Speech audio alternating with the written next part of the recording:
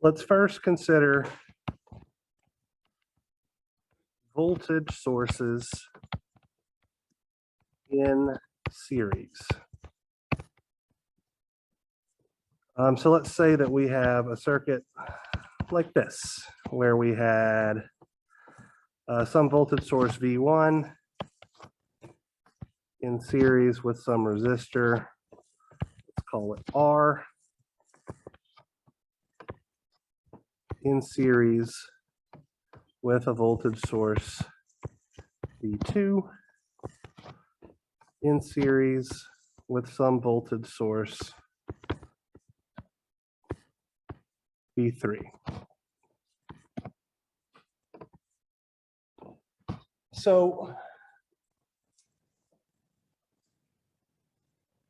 we can say that there will be a voltage drop VR across our resistor. And I'm choosing the positive polarity terminal on the left, which effectively means that I'm implying I am expecting a current I to flow around this loop in a clockwise direction.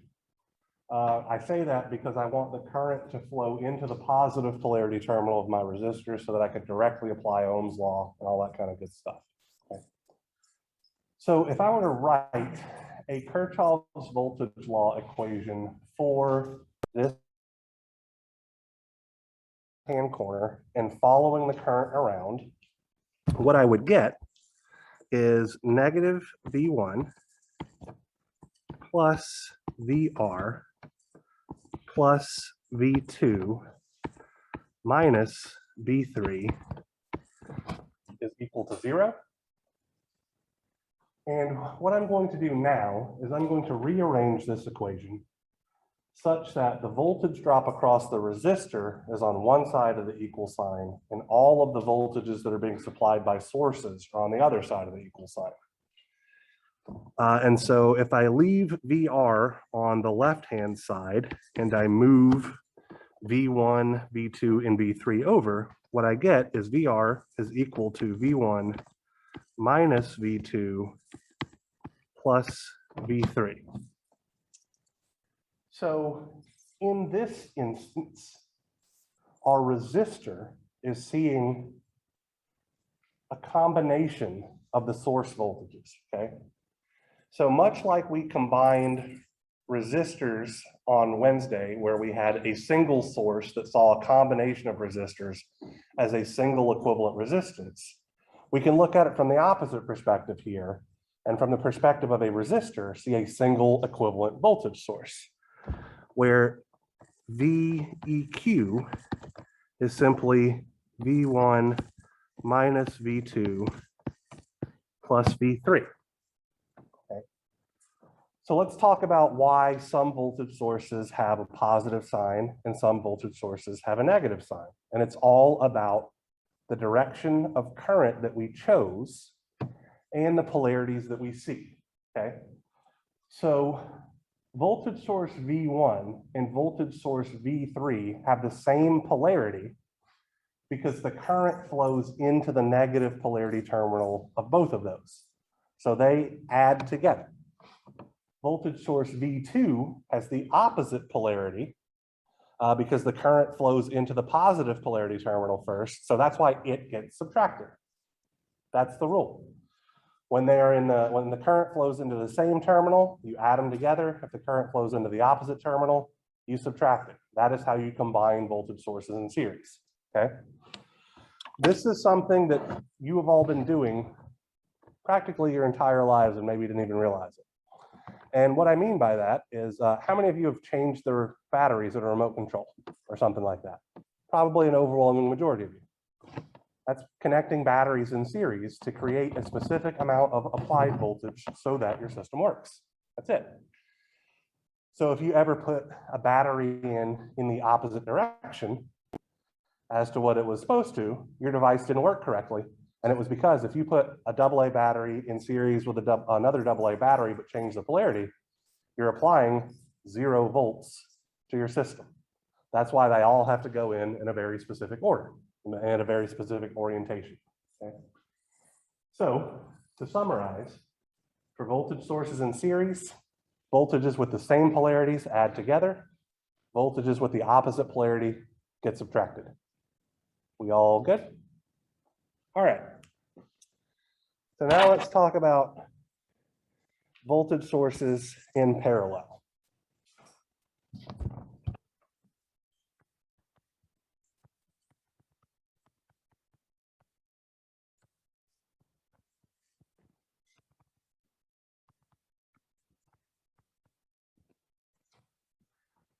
So let's say that I have a voltage V1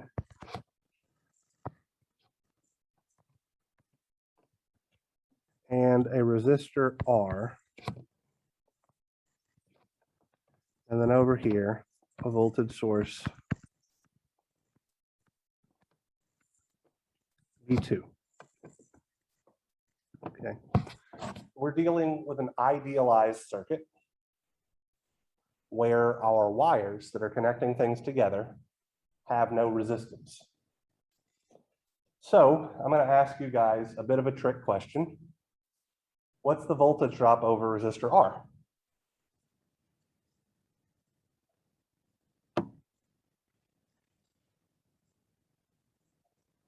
So they're all connected in parallel. So I would argue, what do you mean by the same thing? Like the same voltage control? So because they're all in parallel, we expect them to all have every element to have the exact same voltage drop over them, right? So if this circuit contains a voltage source V1 and a voltage source V2, and those voltage sources are identical, meaning let's say V1 is 5 volts, positive polarity on top, V2 is 5 volts, positive polarity on top, then obviously the voltage drop across the resistor is 5 volts, positive polarity on top, and everything is okay. But what if V1 and V2 are different, right?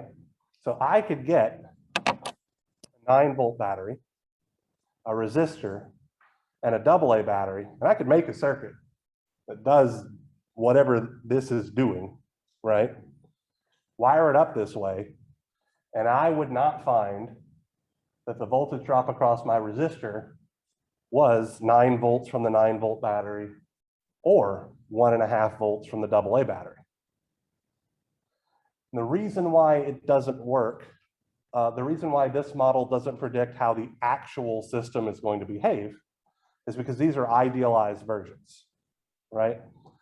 So the biggest drawback that we have here is that our wires don't contain some resistance. So there's no way for a voltage drop to occur over them. So if we ever see a situation like this, where V1 is not equal to V2, we can't actually analyze the circuit using traditional circuit analysis techniques. They fall apart, okay? I'm not going to give you anything like that on an exam or anything and just be like, do this math. It's literally impossible with the amount of knowledge that you have.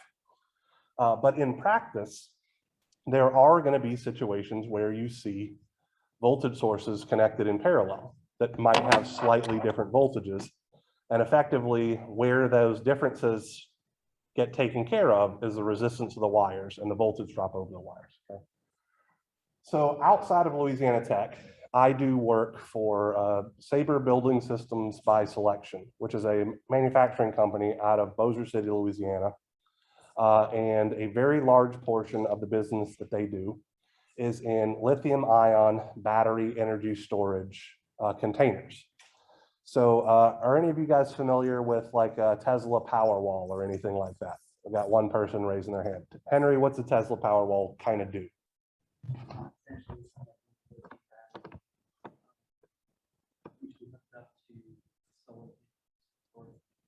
With a control box that allows for charging and discharging that also wires. Yeah, so effectively what a Tesla Powerwall is it's a very large battery that replaces a fossil fuel generator for your home.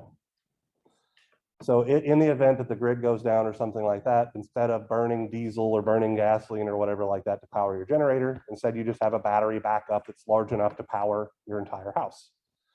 Uses a thing called an inverter to convert that DC energy into AC energy and all that kind of good stuff. Can definitely pull, be connected to a solar panel and all that kind of jazz for charging and all that kind of stuff.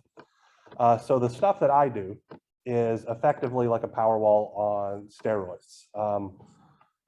The battery energy storage systems that I helped develop are roughly half the size of this room. They're huge 50+ foot trailers containing hundreds of battery modules established in racks. And so very regularly, I hook up 1500 volt battery racks in parallel all the time. The reason why you hook them up in parallel is to keep the voltage constant while getting out a very large current. Typically speaking, I'm pushing somewhere on the range between 800 amps DC to 4000 amps DC current out of these systems. So connecting voltages in parallel, voltage sources in parallel is a very, very common practice, but it doesn't seem like it is from this kind of class to where we don't really have the analysis tools to handle actual practical applications, and it's because of the models that we're using. Okay, so all of that is a very, very long way to say that if V1 does not equal to V2, we can't analyze it.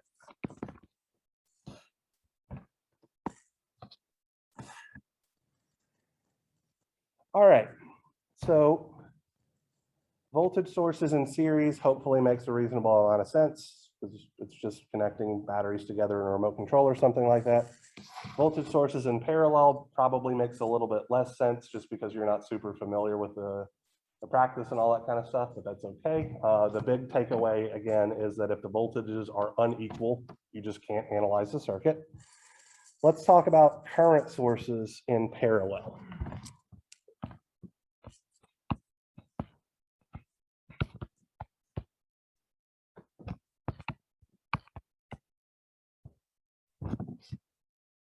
So let's say that I have a system, circuit, whatever you want to call it.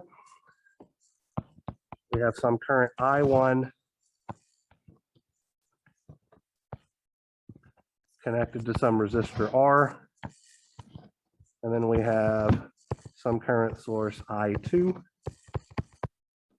also connected to R to where everything is in parallel. And I'm arbitrarily going to say that the current I sub R is flowing down. If I apply Kirchhoff's current law under the assumption, I'm going to apply it at the top node, and I'm going to say that currents that are leaving the top node get a positive sign. The currents that are entering the top node get a negative sign. I would see negative I1 plus IR plus I2 is equal to 0.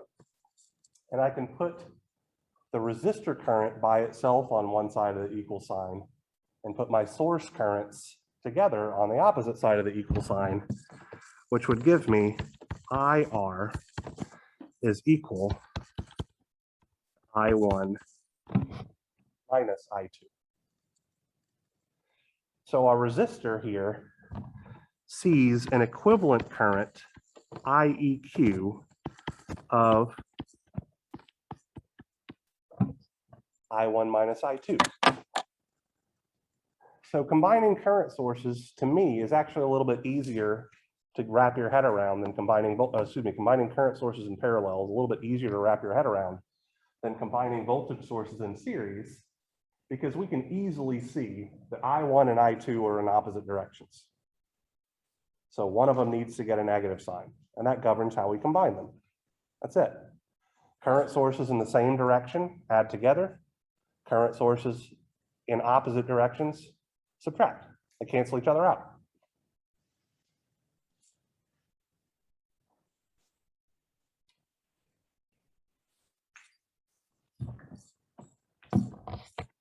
Any questions on combining current sources? All right, so the last thing obviously here would be current sources in series. There is no practical application of applying current sources in series at all. None whatsoever. So we're not even going to bother talking about it. There's nowhere you will see that happen. Honestly, there's very few places that you would actually see a current source to begin with, but there's no reason you would ever run them in series. So there's really no point in discussing it. So how do you guys feel, based on what we did last class about combining resistors, about the ability to combine sources? Can be a pretty useful tool for making circuits a little easier to analyze. All right. The next thing that I would like to talk about is the concept of voltage division.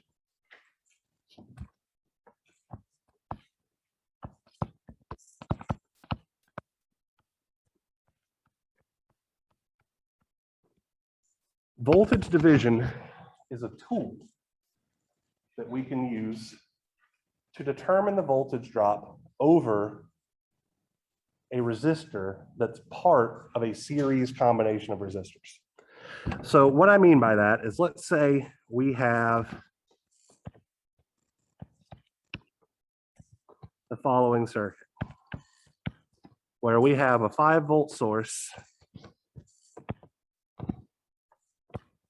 connected to 3-ohm resistor, a 2-ohm resistor, and let's say a 10-ohm resistor down here. And I want us to figure out what this voltage V2 is with that polarity, and this voltage V10 is with this polarity. How do we go about doing that based on what we know right now?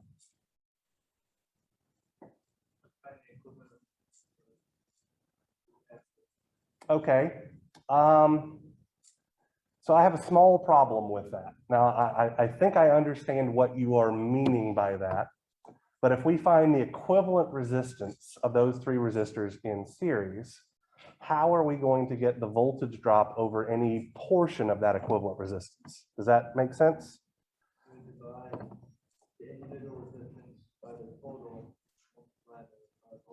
Okay, so that absolutely works, and that is exactly what voltage division is. But let's do it in a slightly different fashion, okay?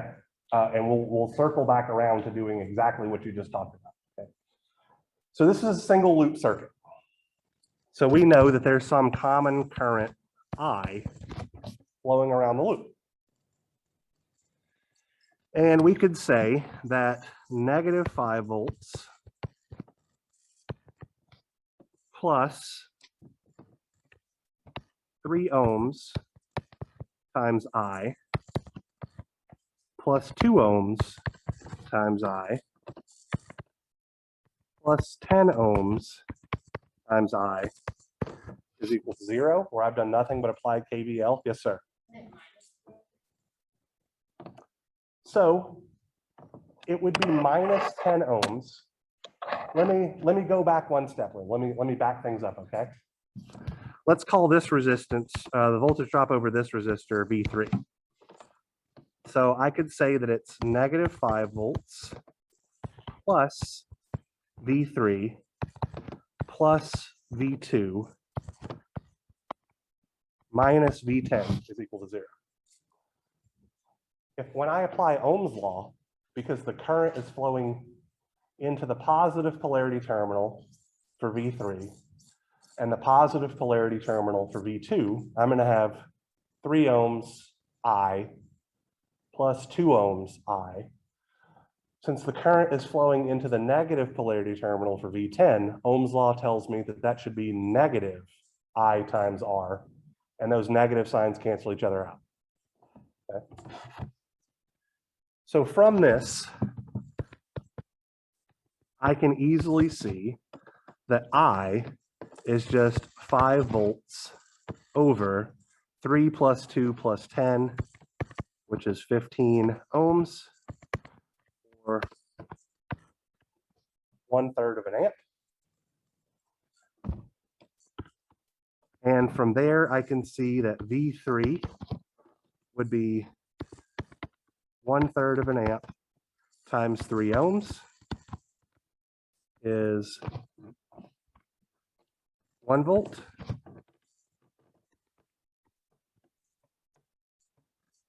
Um, 5/15. Yeah, that is 1/3. Okay. So 1/3 times 3 ohms is 1 volt. V2 is going to be 1/3 of an amp times 2 ohms. So that's going to be 2/3 of a volt. And V10 is going to be negative 1/3 of an amp times 10 ohms, which is negative 10/3 of a volt. We haven't done voltage division or anything yet. This is just one way how we might approach solving a problem like this so that we can develop a method that will give us the exact same results without doing quite as many steps. And that method is exactly what Norman suggested. We will find that the voltage drop is simply based on the ratio of the resistors that are included in the circuit. Okay? So let's look at a circuit similar to this, but generically. We have some voltage source, Vs. Actually, I don't even call it a voltage source. Let's say that I have a voltage drop in general. It's a known value. Okay. And then I have several resistors connected in series. Let's call this guy R1, R2,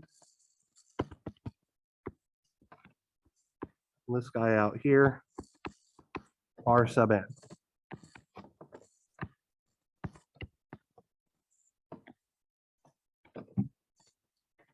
And each of these resistors will have some associated voltage drop. So let's call this one V1, this one V2, and this one V sub n. And let's call the current that's flowing through all of those resistors I.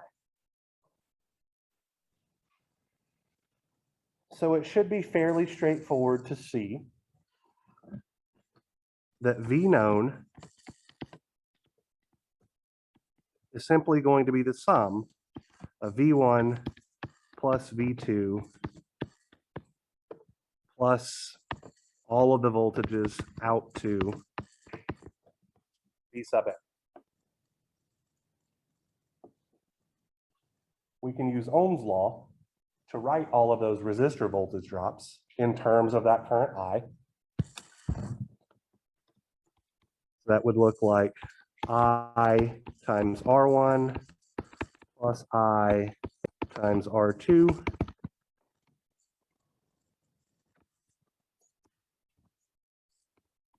plus I times R sub n. And we could group like terms such that we would have I multiplied by R1 plus R2 all the way out to R sub n. And we can analyze this guy with a little bit of algebra and find that our current is just our known voltage divided by the sum of R1 plus R2 all the way out to R sub n. This is exactly what we did in the numerical problem to find the current flowing through all of the elements, right? Now, what's interesting is that the voltage drop over resistor 1, V1, is nothing more than I times R1, or our known voltage times R1 divided by R1 plus R2 all the way out to R sub n. by doing simple substitution there. Similarly, the voltage drop V2 is just I times R2, which is just V known times R2 divided by R1 plus R2 all the way out to R sub n. And we can see then that the voltage drop over any resistor in that series combination is just the known voltage over the entire combination times the ratio of the resistor that I'm interested in divided by the total series resistance, which is exactly what Norman suggested. So in general,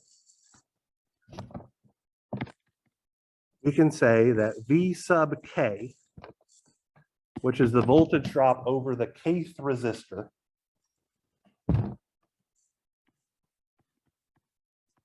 is V known times R sub K over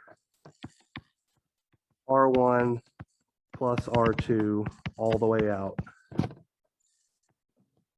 R sub n.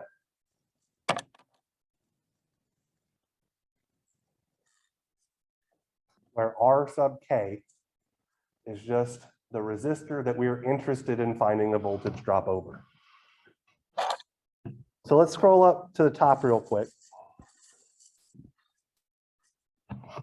and look at this guy, right? If we wanted the voltage drop over the 3 ohm resistor, that would be 5 times 3 over 15 is 1 volt, which is exactly what we got, finding the current, applying Ohm's law, and all that kind of junk. For the 2 ohm resistor, that would be 5 times 2 divided by all 3 resistors in series, which is 15. So 5 times 2 is 10 over 15 is 2/3. We get the exact same answer. The only place we have a little bit of a hiccup here is for V10. And the reason there's a discrepancy here is because we've defined the voltage drop over the 10 ohm resistor with the opposite polarity as how we define the voltage drops here when we were setting up voltage division, okay? So the expectation is that the voltage drops have the same polarity, or excuse me, have the opposite polarity as our known voltage. Well, V sub 10 has the same polarity as our known voltage, and that's why we have to include a negative sign. So that's how voltage division is applied. Okay. We can expand it to make our lives a little easier in circuits that don't contain voltages, or excuse me, don't contain resistors that are directly in series, right? So voltage division truly can only be applied when we have a combination of resistors that are all in series. But what if we had a circuit that looks like this?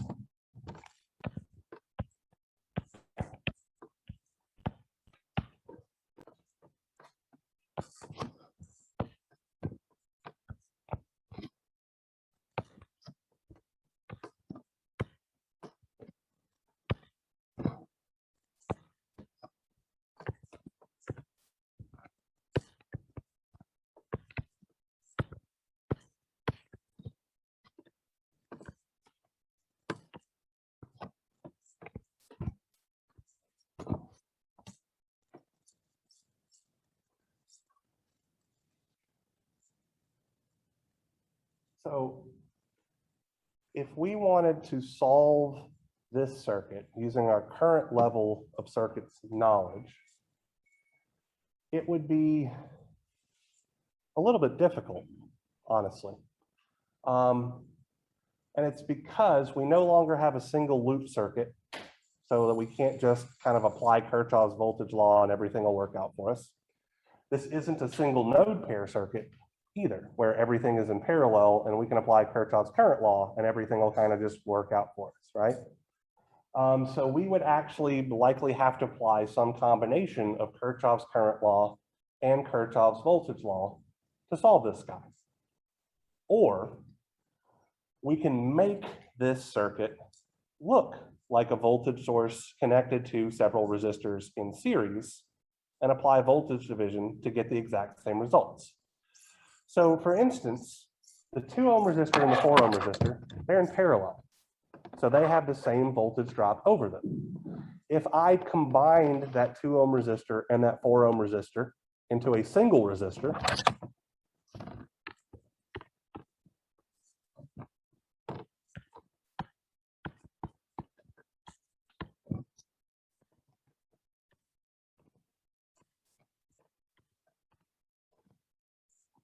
so what's 2 and 4 in parallel? 8/6, 4/3, right?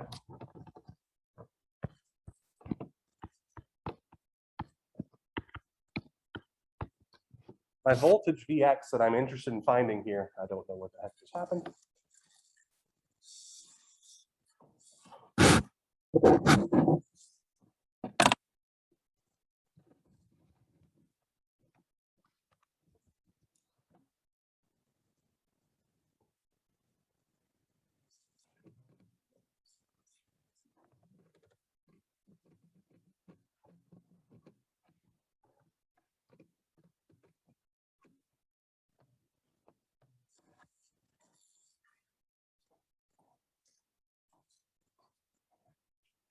All right, so what I was saying was, even if I combine that 2 ohm resistor and that 4 ohm resistor into a single equivalent resistance, that doesn't change the value of Vx at all, okay?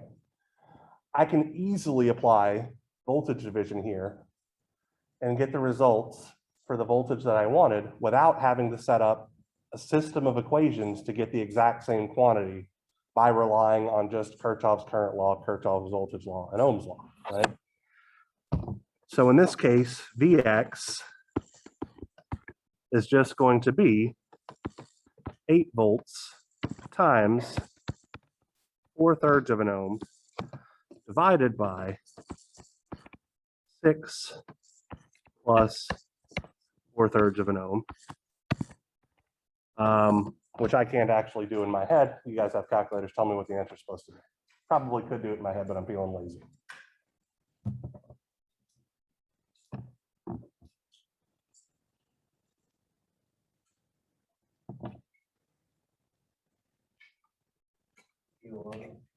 $16 over 11. So we were able to perform the necessary circuit analysis by doing a simple resistor combination as opposed to setting up a system of equations that we need to solve. So voltage division can be a very, very powerful tool to use. Anybody have any questions about how to apply it? Well, let me ask you guys something then. What if I wanted this voltage V6 with this polarity? What should go into my equation? Abigail, can you help me out?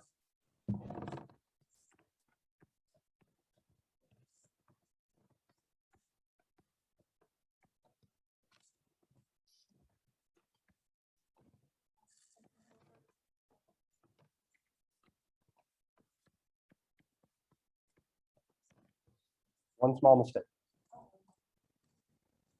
Negative. Because the voltage drop over the 6 ohm resistor is in the same polarity as the 8 volt source. But other than that, perfectly correct.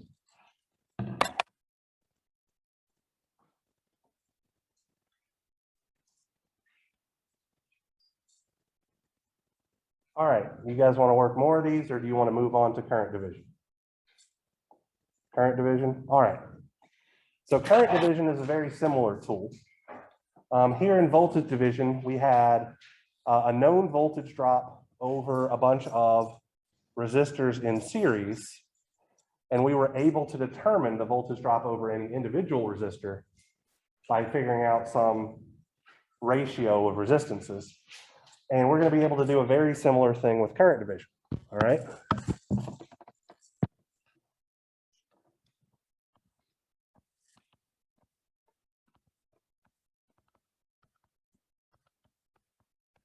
So I'm not going to set us up with an example problem to kick things off because I think your brains are warmed up and you can follow this fairly straightforwardly. Let's say that I have a network of resistors all connected in parallel.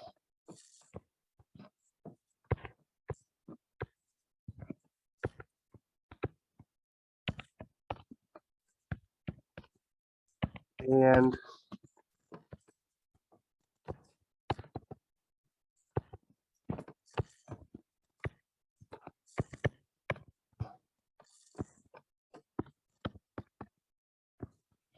since all of these resistors are in parallel, they will all have a common voltage V across them. And let's say that there is some known amount of current flowing into that network of parallel resistors. If I apply Kirchhoff's current law under the assumption this is going to be my current I1 direction down, this is my current I2 direction down, and so forth out to some current IN direction down, I can see very easily that I known will be I1 plus I2 out to I sub n. I can use Ohm's law to express all of those resistor currents in terms of my common voltage V. So that I would have V divided by R1 plus V divided by R2 all the way out to V divided by R sub n. I can group like terms so that I will have V multiplied by 1 over R1 plus 1 over R2 all the way out to 1 over R sub n. And I can algebraically manipulate this guy a little bit to say that V is just I known divided by 1 over R1 plus 1 over R2 all the way out to 1 over R sub n. Everybody with me thus far? Using Ohm's law,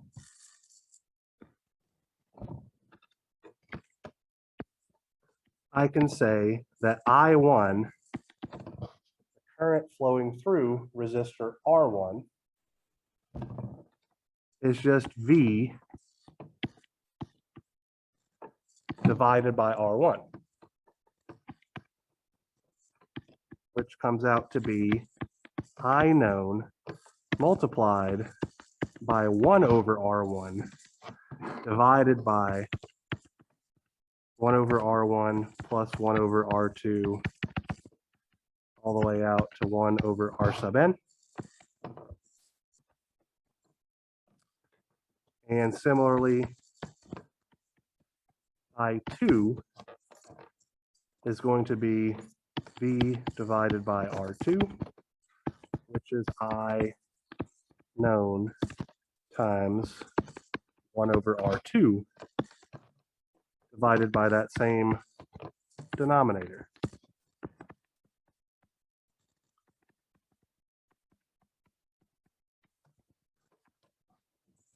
And generally speaking,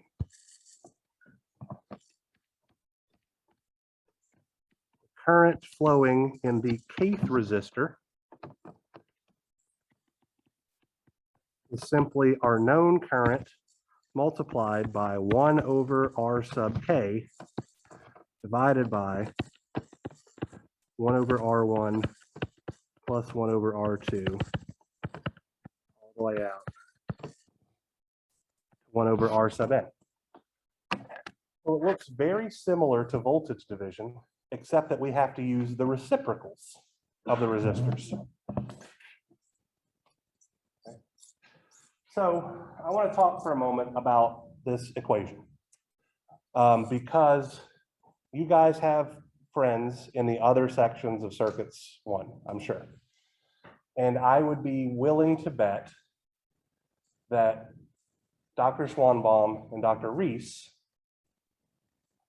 when they teach this to their students, they're going to teach them this concept using exactly 2 resistors. And they're going to get a very different looking result, okay?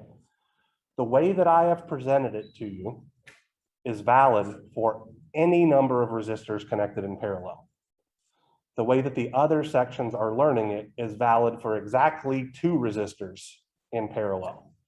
So this is a much more powerful, and in my opinion, better way to understand the concept of current division, because it's applicable for any amount of resistors connected in parallel, not just when there are only 2. So I'm saying this because you're going to be working with your friends on some homework or something like that, and they're going to do current division, and they're going to use a different equation, and I don't want it to confuse you. What they're doing isn't wrong, it's just not as right as how I'm showing you how to do it, okay? All right, and the way that they're being taught to do it, in my opinion, is very confusing to you guys, because it involves putting the resistor you don't want the current through in the numerator to make it look more like voltage division, which gets really confusing pretty quickly. All right, so let's work a quick example problem or 2 here, and then I'll be done talking for the day, and we can get working on the in-class assignments and our lab for today. So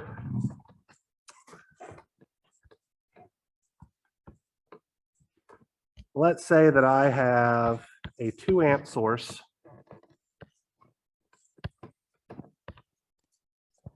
a 6 ohm resistor,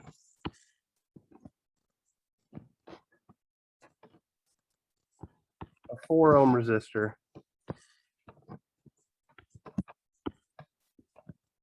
and a 10 ohm resistor. And I want the current through the 10 ohm resistor, or excuse me, through the 4 ohm resistor, let's call it I4 in this direction. And I want the current through the 10 ohm resistor, which I'll call I10, in this opposite direction. So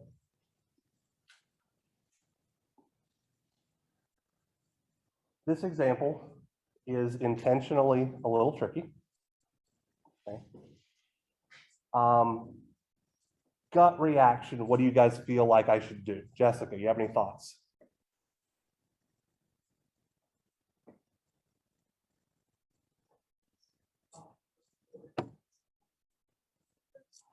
So if we combine the 4 ohm and the 10 ohm resistor, how are we going to know which portion of that 2 amps of current flows through either of those individual resistors?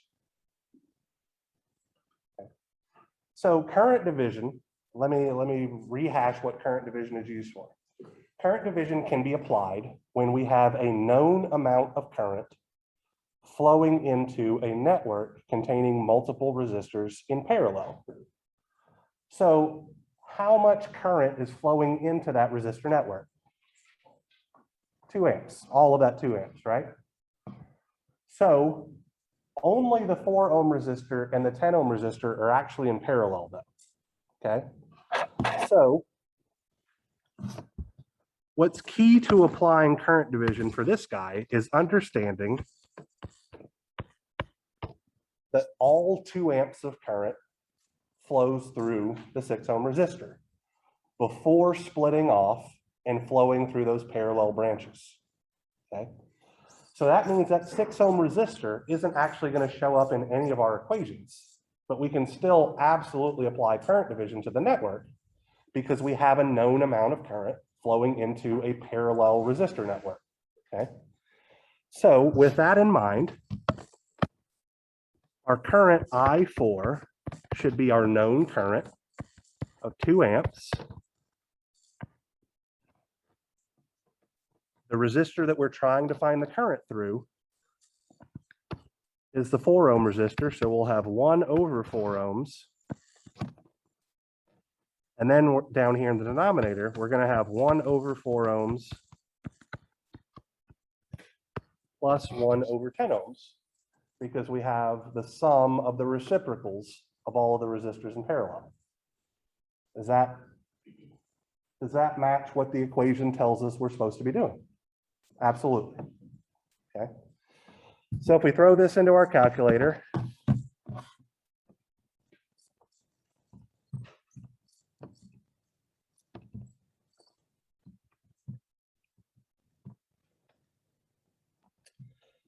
oh gosh, let's see.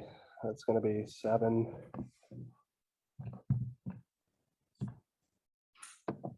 We get 10/7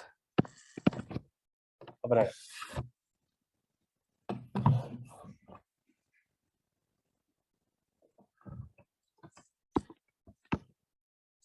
I 10 ohms, we can do a similar thing. We're going to have our 2 amp source, because that's the known current. Because we're trying to find the current through the 10 ohm resistor, 1/10 will be in the numerator. Our denominator will be the same, 1/4 over 1/10. But we're going to need to include a negative sign. And it's because that current I10 is flowing in the opposite direction that we expect, right? So what I mean by that is we would expect that 2 amps to flow through the 6 ohm resistor, and then some portion of it will branch off and flow down through the 4 ohm resistor, and some portion of it will branch off and flow to the right and down through the 10 ohm resistor. Because the current through the 10 ohm resistor is defined in the opposite direction, it needs to get the opposite sign. Is that okay? All right, so let me do one more example and then I'll stop talking. And if I need to scroll back up so that you guys can see stuff, let me know.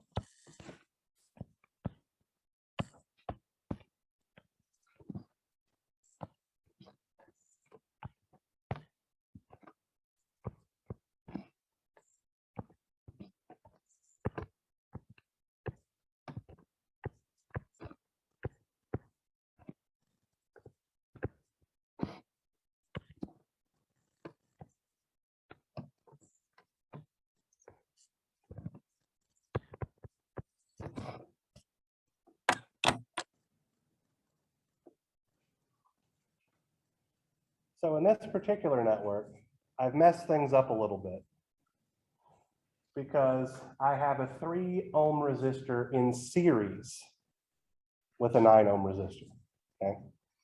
So to make my current division work here, I need to know what the total resistance of that branch is, because that's in parallel with the current source.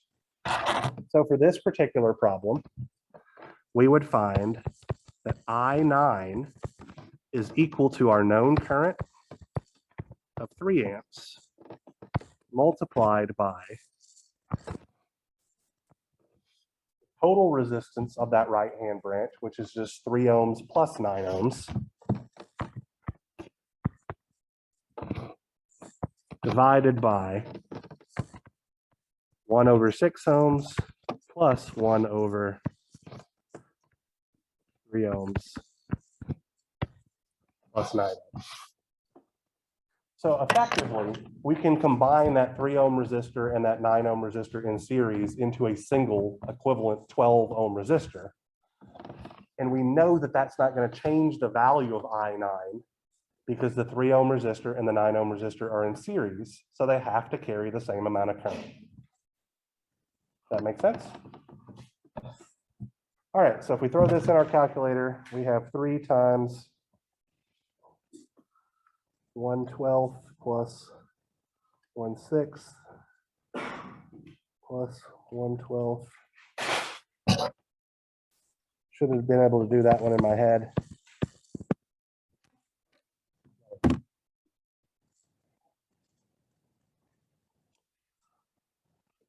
Bradley.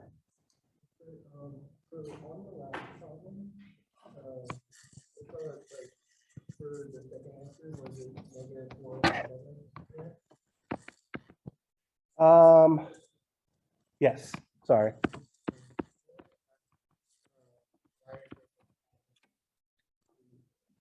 It does. Oh. It's in the opposite direction. So I-10 is up. So that means down, it would be positive 4/7, and 4/7 plus 10/7 is 14/7, which is exactly 2.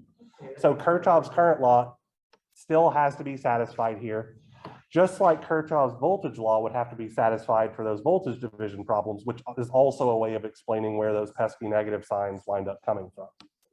Yeah. Yeah. Nope, you're doing absolutely nothing wrong. Mhm. All right, does anybody have any questions about anything?